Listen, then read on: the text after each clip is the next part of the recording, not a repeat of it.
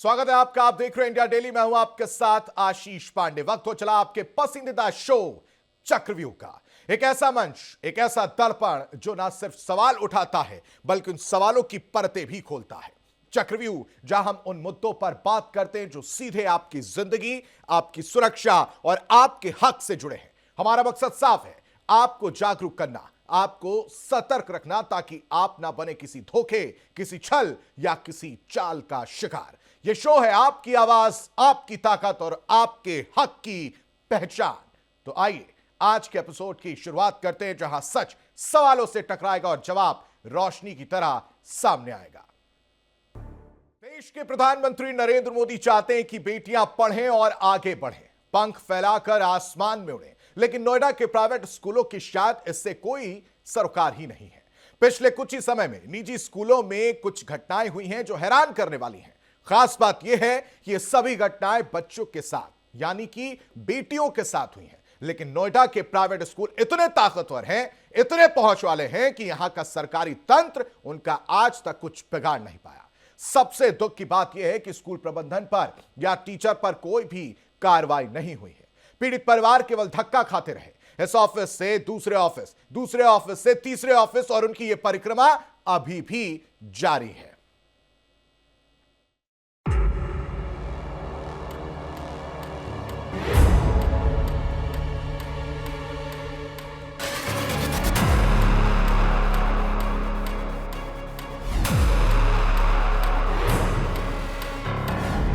ये नोएडा सेक्टर 51 स्थित मानव रचना international school है। जानकारी के मुताबिक मई में स्कूल की एक टीचर ने कक्षा में एक छोटी बच्ची से कहा कि अगर तुम प्रोजेक्ट नहीं पूरा करोगी, काम सही से नहीं करके लाओगी, तो तुम्हारी मां को थप्पड़ मारेंगे। टीचर की बात सुनकर वो मासूम बच्ची सहम गई। कई दिनों तक सदमे में रही। परिजनों ने यहां वहां गुहार लगाई, लेकिन नतीजा जीरो रहा। CWC ने अपनी जांच में पाया कि उस क्लास की सीसीटीवी में ऑडियो नहीं था, और इसी बात का सहारा लेकर स्कूल प्रबंधन और वो आरोपी टीचर बच निकले। स्कूल प्रबंधन ने टीचर को निकालने की बजाय बच्ची का ही क्लास बदलने की कोशिश की। मजबूरन पीड़ित परिवार को अपनी बच्ची को ही स्कूल से निकालना पड़ा। स्कूल प्रबंधन या टीचर पर कोई भी विभाग तमाम उछलकूद के बाद कोई कार्रवाई नहीं कर पाया। घटना 4 सितंबर 2025 की बताई जा रही है। सेक्टर 31 स्थित प्रेसिडियम स्कूल में 4 सितंबर को टीचर्स डे का आयोजन हो रहा था। क्लास 6 की एक बच्ची खुशी खुशी अपने टीचर्स का सम्मान करने स्कूल गई थी। प्रोग्राम के बाद ना जाने ऐसा क्या हुआ कि बच्ची को स्कूल कर्मचारियों के द्वारा अस्पताल ले जाया गया। अस्पताल ने कहा कि बच्ची की डेथ पहले ही हो चुकी थी। परिजनों ने तमाम बार स्कूल प्रबंधन, स्कूल टीचर से जानना चाहा कि आखिर स्कूल में क्या हुआ था, लेकिन इतना समय बीत जाने के बाद भी स्कूल प्रबंधन ने या पुलिस विभाग या किसी अन्य विभाग ने परिजनों को उस दिन का, उस समय का सीसीटीवी फुटेज नहीं दिखाया। परिजनों का यहां तक कहना है कि बड़ी मुश्किल में मीडिया में खबरें दिखाई जाने के बाद करीब 20 दिन बाद FIR दर्ज हुई। घर के बाद बच्चा सबसे ज्यादा सुरक्षित स्कूल में माना जाता है। जब एक गार्जियन, एक अभिभावक अपने बच्चे को स्कूल में छोड़ के आता है तो उसे लगता है कि स्कूल में वो सबसे ज़्यादा सुरक्षित है, क्योंकि वहाँ पे उसकी टीचर्स हैं, स्कूल के प्रिंसिपल है, स्कूल का मैनेजमेंट है, तो गार्जियन पूरी तरीके से निश्चिंत रहता है। लेकिन यहीं नोएडा के एक स्कूल में एक घटना घटी कि बच्ची को ब्रेन हेमरेज बताया गया और उसको हॉस्पिटल में एडमिट करा दिया गया, उसकी डेथ हो गई। और कई महीनों तक, मतलब दौड़ने के बाद भी अभिभावकों को अभी तक स्कूल के सीसीटीवी फुटेज कुछ भी नहीं मिल पाया, और केवल पुलिस इधर से उधर दौड़ाती रही, कभी स्कूल दौड़ाता रहा। गार्जियन ने CM ऑफिस में भी शिकायत की, PM ऑफिस में भी शिकायत की, लेकिन अभी तक कोई निर्णय तक पहुंच नहीं पाए कि आखिर स्कूल में उस दिन क्या घटना हुई थी उसके साथ कि आखिर उसकी डेथ हो जाती है। तो मैं उनके गार्जियन से, अभिभावकों के साथ बैठा हूँ, उनकी मदर से बात करता हूँ कि बच्ची किस स्कूल में पढ़ती थी, किस क्लास में थी, और उस दिन क्या घटना हुई थी। उस दिन शायद टीचर्स डे का एक सेलिब्रेशन वहाँ पे मनाया जा रहा था। तो मैम, उस दिन क्या घटनाएं थी, और स्कूल से जो आपके पास कॉल आया पहला, वो क्या कॉल आया था? तो उस दिन मुझे स्कूल से 11:30 पे कॉल आया था, और टीचर ने बोला मुझे कि आपकी बेटी किस स्कूल में बच्ची पढ़ती? मेरी बेटी प्रेसिडियम सेक्टर 31 में पढ़ती थी। और क्लास 6B में थी वो। मुझे 11:30 पे कॉल आया है टीचर का कि आपकी बेटी फेंट हो गई है और हम उसे कैलाश लेके जा रहे हैं, आप सीधा वहीं पहुंच जाओ।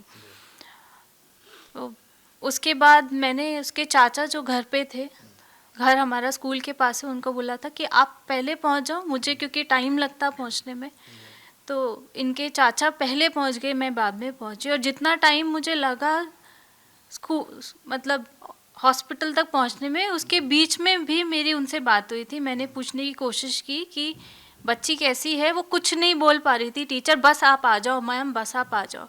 टीचर बहुत घबराई हुई थी, बहुत परेशान थी। मैंने इतना तक कहा एक बार मुझे बताओ उसकी सांस चल रही है कि नहीं। मुझे जवाब नहीं मिला, कुछ भी जवाब नहीं मिला। सिर्फ बोला कि आप तुरंत हॉस्पिटल पहुंच जाओ। तो आप हॉस्पिटल पहुंची तो फिर क्या मतलब डॉक्टर से बात हुई, डॉक्टर्स ने क्या बताया कि मतलब, या स्कूल के जो टीचर या प्रिंसिपल कोई वहाँ पे मिला, उन लोगों ने क्या बताया आपको? तो हॉस्पिटल में इसको एडमिट किया 11:35, मैं 12:15 के करीब पहुंची हूँ।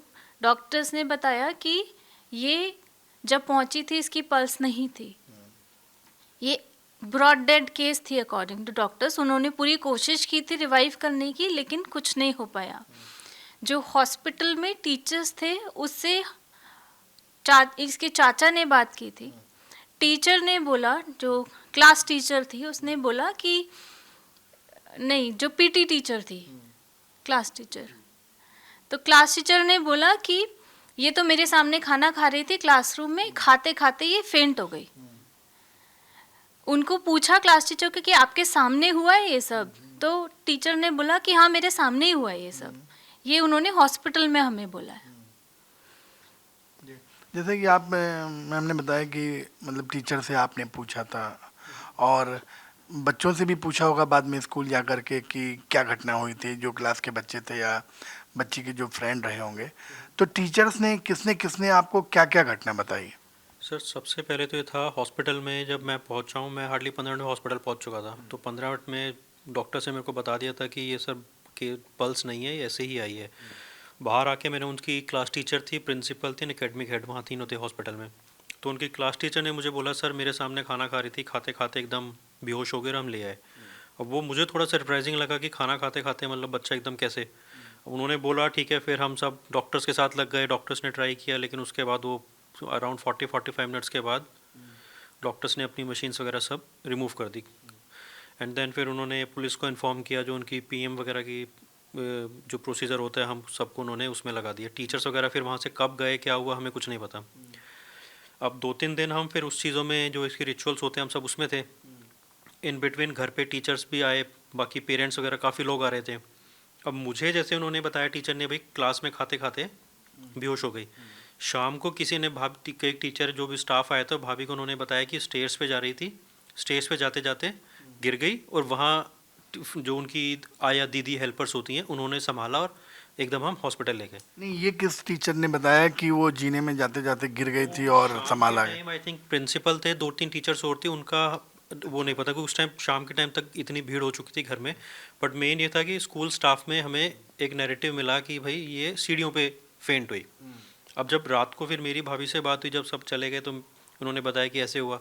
तो मुझे बड़ा सरप्राइजिंग लगा। मैंने कहा मुझे तो उन्होंने बोला कि क्लास में हुई, और टीचर ने इतने कॉन्फिडेंटली बोला कि भाई मेरे सामने खाना खाते खाते गिर गई। तो अब ये सीढ़ियों का सीन नया आ गया। फिर 1-2 पेरेंट्स ने बोला बीच में कि कुछ मेडिकल रूम का भी उन्होंने बताया कि मेडिकल रूम में शायद रखा, लेकिन वो चीज़ बाद में उन्होंने टोटली डिनाई कर दी कि हम मेडिकल रूम में तो लेके नहीं गए। फिर इसके साथ में ये 4 लड़कियां थी, तो जो 4 बच्चे साथ में खेलते थे, हमने उन 3 बच्चों से पूछने की कोशिश करी कि बेटा क्या हुआ, क्या कुछ हुआ। तो उन बच्चों ने हमें बताया कि हम खेल रहे थे, खेलते खेलते हम हाइड एंड सीक खेल रहे थे, तो तनिष्का सीढ़ियों से फर्स्ट फ्लोर से ऊपर गई, हम नीचे गए। जैसे हम नीचे पहुँचे, ऊपर किसी के चिल्लाने की आवाज़ आई, और वहाँ पे जब तक हम ऊपर जाके देखा तो पीटी टीचर, 1-2 टीचर्स और हेल्पर थे, उन्होंने हमें वापस भेज दिया, और तनिष्का उनकी गोद में लेटी हुई थी, कुछ कहने की कोशिश कर रही थी। और उसके बाद बच्चों को किसी को कुछ नहीं पता, क्योंकि उनको उन्होंने क्लास में भेज दिया। फिर बाद में बताया कि भाई उनको सबको न्यूज़ मिली कि तनिष्का ख़त्म हो गई।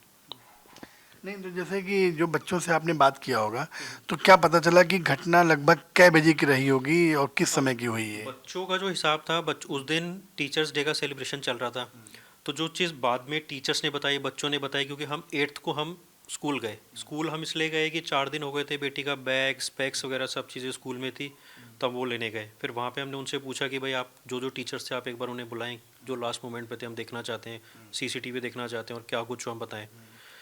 तो अगेन फिर क्लास टीचर हमें, क्योंकि उस टाइम जो चीज़ें थी हम 4-5 लोग थे और हम चीज़ें नोट भी कर रहे थे, तो प्रिसाइजली उस क्लास टीचर ने हमें बोला कि ये 10-17, 10-20 के अराउंड तनिष्का एंड 4-5 इनके जो 3-4 दोस्त हैं, सब ने मेरे से पूछा कैंटीन के लिए। कैंटीन मैंने जाने के लिए मना करा कि अब 10-15 मिनट रुकिए फिर जाएं, और अराउंड 10-25-30 के अराउंड मैंने इनको भेजा। मतलब they were trying to match this timeline with 11-15, 11-20 कि जो उन्होंने हमें बताया कि 11-15 के राउंड हुआ और हम 11:30 लेके चले गए, वो सारी टाइमलाइन उसके हिसाब से मैच कर रही थी। मतलब class teacher was so confident कि 10-17, 10-20 सर बच्चों ने पूछा, मैंने उनको मना किया कि 10-25 पे ब्रेक होता है, ब्रेक के टाइम पे आप जाना और आप फिर 10-25-30 के अराउंड इट मीन्स वो क्लास से निकले हैं। तो क्लास टीचर ने चीज़ बोली, लेकिन बच्चे उससे पहले एक दिन पहले हमें बता चुके थे, जिससे हमारी बात हुई कि भीड़ हो जाती है क्लास में। तो उस दिन वैसे भी सेलिब्रेशन चल रहा था, तो हम ब्रेक से 10-15 मिनट पहले हम आंटी निकल गए थे टीचर से पूछ के। तो बच्चों के अकॉर्डिंग था कि हम 10-15 मिनट्स पहले, तो हमें लगा 10-5 के अराउंड बच्चे निकल गए होंगे। 10-5 का हार्डली 10-10 तक पहुँच के 10-20-15 के अराउंड वो खाना लेके आ गए वापस। तो हमारी टाइम लाइन ये थी कि ये सब इंसिडेंट 10-30-40 के अराउंड जो कुछ घटना घटी घट चुकी है। अब टीचर्स का कहना अलग था कि नहीं सर ये 11-15-11 कुछ हुआ है। हमने कहा आप CCTV दिखाओ, CCTV नहीं मिला। हमने पुलिस में FIR करी, FIR का कोई कंप्लेंट दी, पुलिस ने कंप्लेंट कहा ठीक है हम इन्वेस्टिगेट करेंगे, हमें कुछ मिलेगा तो हम कर देंगे FIR, नहीं तो नहीं।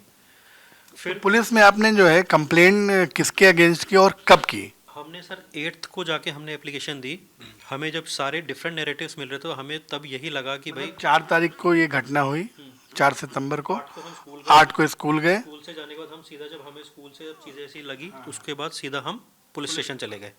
वहाँ पे जाके हमने उनको बताई थी, पुलिस मतलब हो गया थाना 20 सेक्टर में। थाना 20, वहाँ पे SHO से हम मिले थे।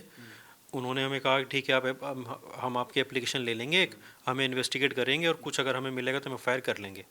अब उस दिन हमें यही लगा कि भाई ठीक है एप्लीकेशन लेंगे, क्या कुछ होगा, इनका कुछ प्रोसीजर होता होगा, ये सब चीज़ें हैं FIR का।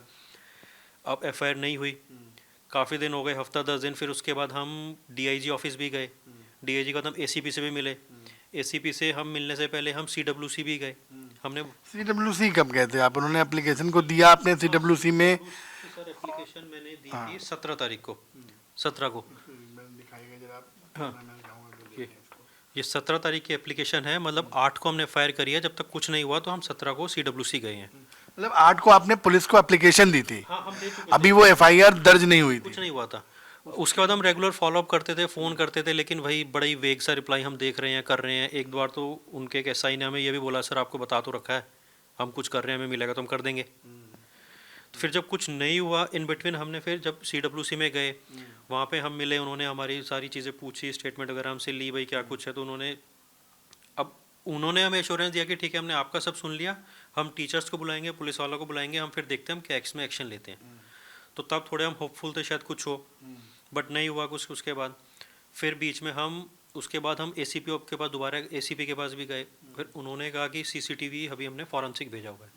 हमने कहा फॉरेंसिक भेजा तो आपने देख के तो भेजा होगा, आप एटलीस्ट हमें क्रोनोलॉजी तो बता दो हुआ क्या, आप दिखा नहीं सकते आपका जो भी प्रोसीजर है। फिर फाइनली उन्होंने कहा कि हमें CCTV में भी कुछ क्लियर दिख नहीं पा रहा। तो तब हमें फिर थोड़ा सा और शक बढ़ गया कि भाई टीचर झूठ बोल रही हैं, CCTV आप लोगों ने गायब कर दिए, आप FIR नहीं कर रहे हो, मतलब किस चीज़ का प्रेशर है आपके ऊपर जब FIR नहीं कर रहे हो इस चीज़ में। फिर फाइनली परेशान होकर भाभी ने एक वीडियो डाला मीडिया में, हमने जगह जगह जो जहाँ से दोस्तों के थ्रू किसी कॉन्टैक्ट्स मिले फिर हुआ।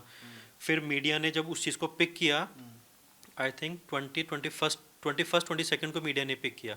मीडिया के पिक करते ही अगले दिन से पुलिस के हमारे पास फ़ोन आने शुरू हो गए। पीड़ित परिवार का यह आरोप है कि अब उसकी जांच के नाम पर केवल खानापूर्ति की जा रही है, लीपापोती हो रही है।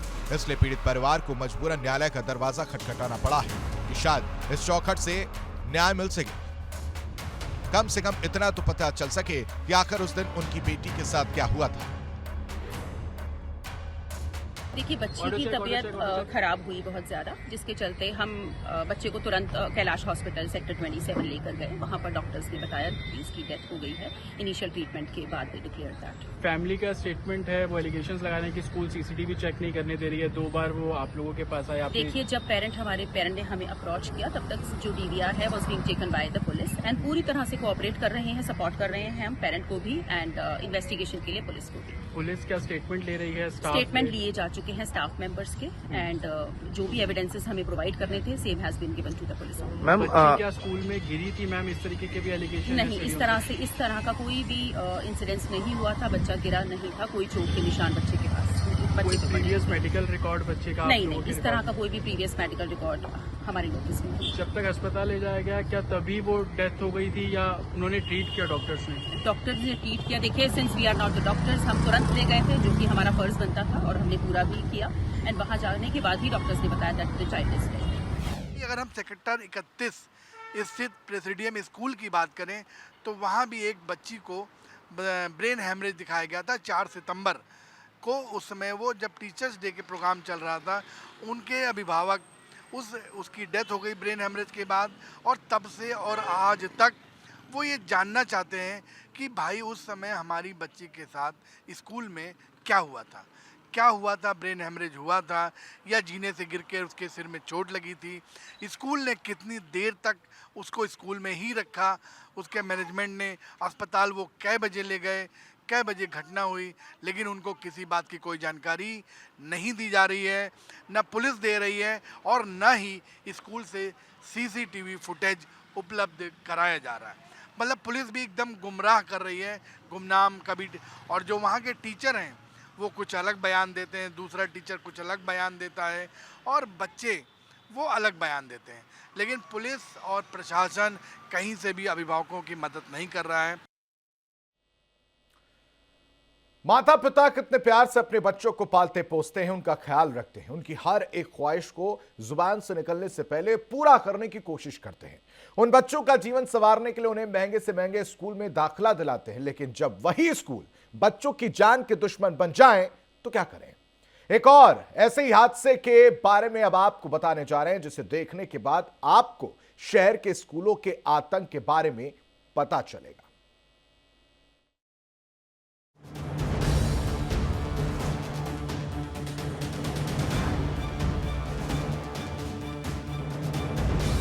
ग्रेटर नोएडा वेस्ट की गौर सिटी के पास गगन पब्लिक स्कूल है।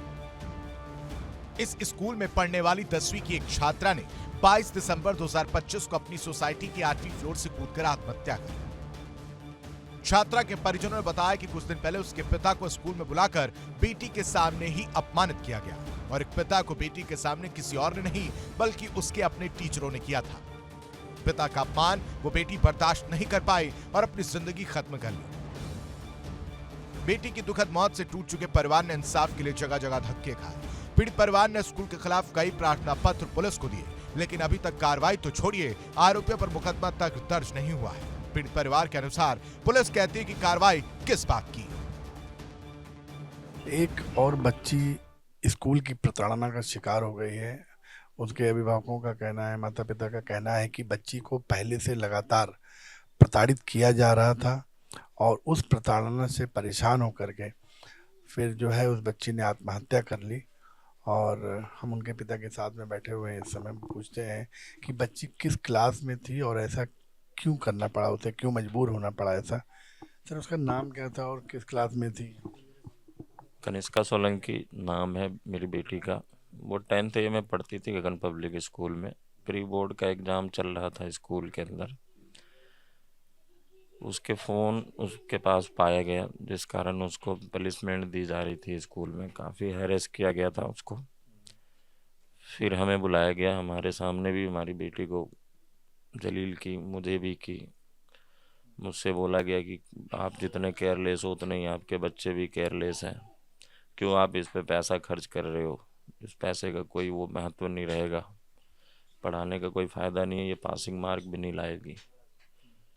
तो ये जो कहना था वो स्कूल के प्रिंसिपल का कहना था या टीचर का? ये उन क्लास टीचर है पूनम दुबे, ये उनका कहना था। तो फिर मतलब आप लोगों ने सॉरी वॉरी बोली होगी? मैंने सॉरी बोला मैम कि मैं इसको देखता हूँ कैसे टेक केयर करते हैं इसको। उस स्कूल में वो कब से पढ़ रही थी? लगभग 5 साल हो गए सर। नहीं तो क्या पहले भी पढ़ने में वो कमजोर थी या नंबर उसके कैसे आते थे? ऑन एन एवरेज था।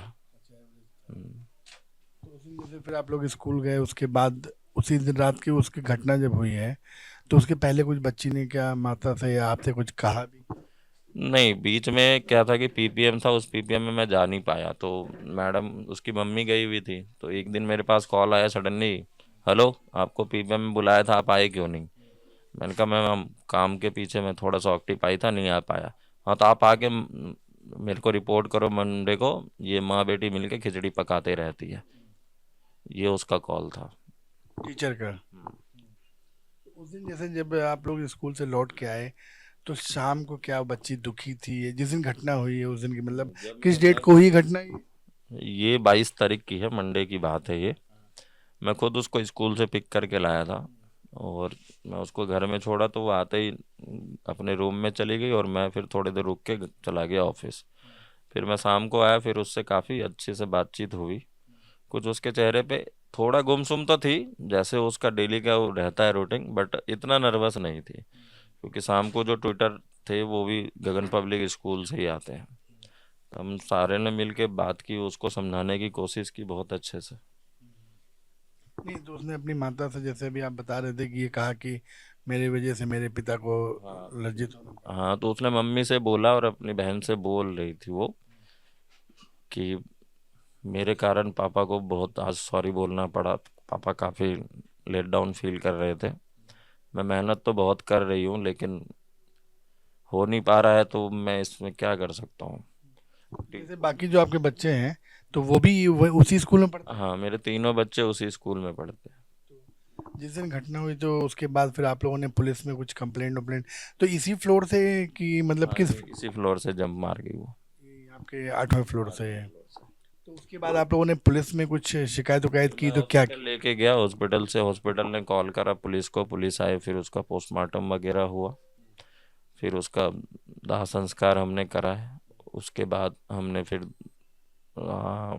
थर्ड डे उसका जाके फिर हमने, क्योंकि सेकेंड डे हमें उसके कर्म को लेके जाना था हरिद्वार, फिर उसके अगले दिन हमने जाके वहाँ पे एप्लीकेशन दिया, लेकिन अभी तक पुलिस का कोई मतलब वैसा वाला कोई भी मुझे नहीं दिखता है कि उस पर कुछ उन्होंने बड़ा एक्शन लिया है कुछ।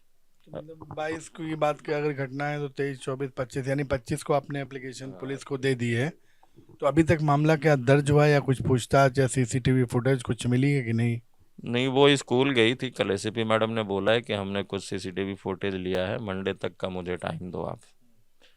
लेकिन मुझे नहीं लगता कि पुलिस हमारे सहयोग में खड़ी है, मुझे लगता है कि वो स्कूल के फेवर में ज़्यादा खड़ी है, मतलब ये कैसे लग रहा है आपको? क्योंकि एफआईआर के बाद जो चीज़ें होना चाहिए था वो एफआईआर से पहले ही सब कुछ हो रहा है। मतलब अभी तक एफआईआर दर्ज नहीं हुई इसलिए आपको और हम लगता है? लोगों को बुला के वहाँ पे सारी इंक्वायरी वो कर रहे हैं बुला के, तो वो तो एफआईआर के बाद ही हमसे स्टेटमेंट लेगी ना पुलिस। नहीं तो क्या स्कूल वालों को भी बुलाया गया किसी को? नहीं, स्कूल वाला कोई भी नहीं था वहाँ पे, जब बुलाया गया आप लोगों को तो स्कूल वाला कोई नहीं? कोई भी नहीं था वहाँ पे। नहीं, पुलिस ने कुछ बताया कि स्कूल की तरफ से हमने किसी को बुलाया पूछताछ के लिए या नहीं बुलाया? नहीं, वो खुद स्कूल गई हुई थी मैडम। अच्छा, मतलब वहाँ पे वो खुद स्कूल गई, स्कूल से किसी को बुलाया नहीं गया? नहीं गया। देखा आपने कि ऐसे पहले भी कई घटनाएं हो चुकी हैं जिसमें स्कूल की वजह से बच्चे इतने प्रताड़ित हो जाते हैं, जहाँ पे वो अपने भविष्य निर्माण के लिए जा रहे हैं, जहाँ वो मतलब कुछ सीखने जा रहे हैं, वो इस तरीके से मानसिक रूप से टॉर्चर कर दिए जाते हैं कि आदमी हतोत्साहित होकर के उस बच्ची को यहाँ से सुसाइड करना पड़ा क्योंकि वो अपने माता पिता के अपमान को बर्दाश्त नहीं कर पाई। तमाम स्कूलों में ये देखने को मिला है कि अगर कोई अंदर स्कूल में घटना हो जाती है तो कई बार कहीं पर सीसीटीवी में ऑडियो नहीं पाया जाता या कहीं कहीं पर होता है जहाँ पे 360 डिग्री कैमरे नहीं होते, तो घटनाओं के बारे में पूरी जानकारी ना पुलिस को हो पाती है ना प्रशासन को हो पाती है। तो स्कूलों में क्या होना चाहिए उसके लिए हम लोग जिला विद्यालय निरीक्षक सर के पास आए हुए हैं और उनसे जानते हैं कि सीसीटीवी फुटेज या कैसे मिले या सीसीटीवी कैमरे लगने चाहिए उनके बारे में क्या कहेंगे? सर स्कूलों में सीसीटीवी कैमरे लगने चाहिए कि नहीं लगने चाहिए, और लगे तो क्या ऑडियो वीडियो होना चाहिए? प्रिकॉशनरी मेजर्स में सुरक्षा की दृष्टि से और स्कूलों में सीसीटीवी कैमरे लगे होने चाहिए, जिससे कि 360 डिग्री उसका कवरेज रहे और कोई घटना होती है तो उसको चेक किया जा सके कि इनमें कौन दोषी है। तो स्कूलों में ये एहतियातन होना चाहिए। सर, एक घटना आई थी सेक्टर 31 के एक स्कूल प्रेसिडियम में, तो उसमें भी था कि जब अभिभावकों ने मांगा तो उसकी सीसीटीवी फुटेज नहीं मिल पाई। उसमें जिला प्रशासन ने आपको एक जांच भी सौंपी थी, तो सर क्या रहा उसमें? वो जांच तो हम पूरी करके और जिला प्रशासन को और सीबीएसई को हम भेज चुके हैं फर्दर कार्रवाई के लिए।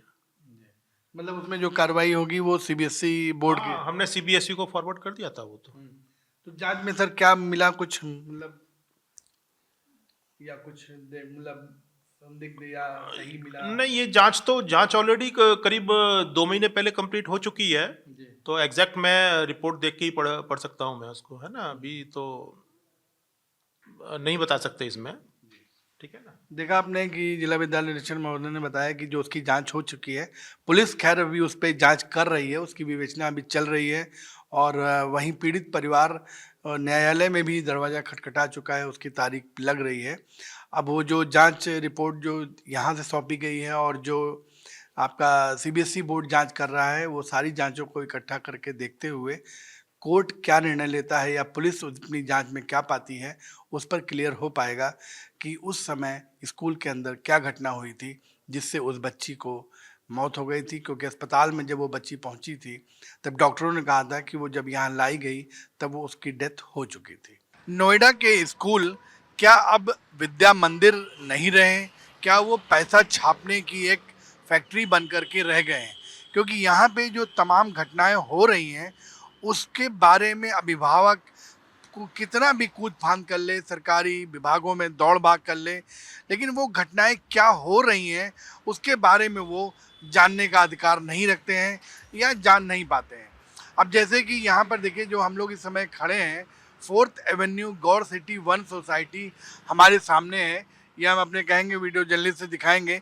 यहाँ पर 22 तारीख को क्लास 10th की एक बच्ची ने 8वीं मंजिल से छलांग लगा करके सुसाइड कर लिया था, आत्महत्या कर लिया था। और इसके पीछे कारण था कि उसके पिता को बुला करके स्कूल में टीचर प्रिंसिपल ने जलील किया था, अपमानित किया था उसे और कहा था कि आप कैसे बच्ची के पिता हैं कि ये बच्ची पढ़ती नहीं, नकल करती है, आप भी वैसे ही होंगे। ऐसे तमाम बातें कही गई जो उस बच्ची को बर्दाश्त नहीं हुई। वो बर्दाश्त नहीं कर पाई और घटना वाले दिन घर आई।